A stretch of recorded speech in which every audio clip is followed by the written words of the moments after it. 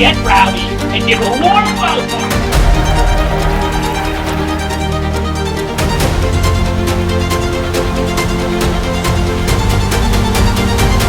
So please give a really warm welcome for Jasmine Patel.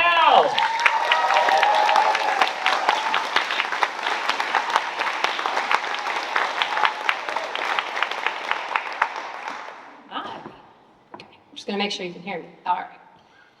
I'm going to start with a question, and I'd like you all to respond by cheering. All right. How many of you are parents or caregivers? All right. How many of you know caregivers or parents? How many of you were birthed by another human? All right, pretty much everybody. You'll understand why I'm asking soon. In 2017, I started redesigning the Philadelphia Museum of Art's website with an entirely in-house team. I had also just returned from my dream honeymoon to realize that I was pregnant. This is when things really got real. Cue panic attack.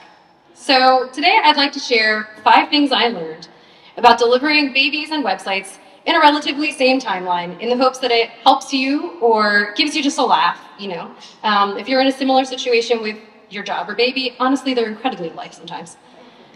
Number 1, expect that your expectations will change, and they should. Naive little me planned as if everything would go according to my best laid plans. The website, baby, all of it. And as a soon-to-be mom, I thought pregnancy, labor, breastfeeding, sleep training, life in general could be planned for. With digital projects, we go in with the best of intentions. We're thinking that we have consistency, firm timelines and budgets, but in the world of digital, nothing is sacred. So repeat after me. Plan for the unplanned. Flexibility and adaptability are crucial.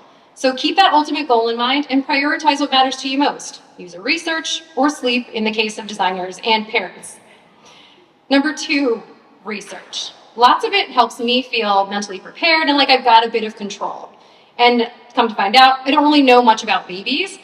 There's strollers, diapers, birth plans, doctors, baby proofing, baby showers, bottles. Thank goodness for the boundless internet reference material. For our PMA website, we spent 3 months researching before starting design. That was user surveys, data and analytics review, user testing, landscape analysis, stakeholder interviews. So here's a pro tip to help you move through that efficiently. You can workshop anything: features, components, data models, navigation. Get your constructive feedback. They're also really great for picking a baby name. And yes, I am married to a designer, and that's how we picked our baby's name. Number 3, websites like babies have a lot of stakeholders, both the solicited and the unsolicited.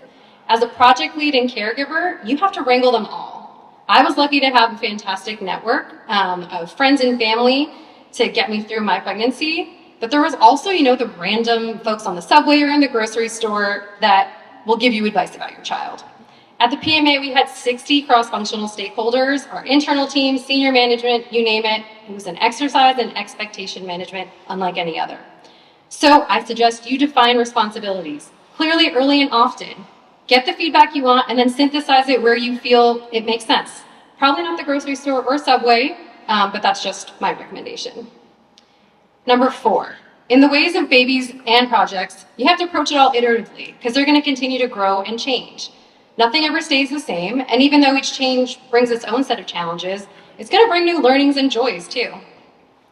My life has changed a lot since 2017. My first daughter is now 6 years old, and I have a second daughter who's now 4. And there's a lot of changes and all the feels about those changes. And yes, this is a shameless plug for me to show you pictures of my kids, and I'm totally okay with it because you'll see where it's going next. The PMA website also continued evolving. We really focused first on modernizing for driving visitation, and then we did a huge update to increase engagement with the collection. And there were so many tiny iterations along the way, all informing the next. So lastly, number 5, to get through and successfully deliver a baby and a website, you're going to need support. It's technically feasible to do either of them on your own, but definitely not recommended. In the case of a baby, get your people together and prepped, because sometimes your baby takes 3 days to arrive. For digital projects, assemble that multidisciplined team of staff across your org, and then augment it with talented contractors and vendors when possible. And then lean on that network.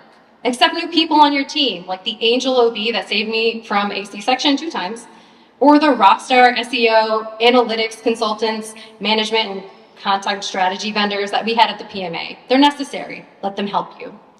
Whew, okay, so I can imagine that connecting these two seemed very odd to you at first, but honestly, sometimes even the most disconnected seemingly topics can be connected.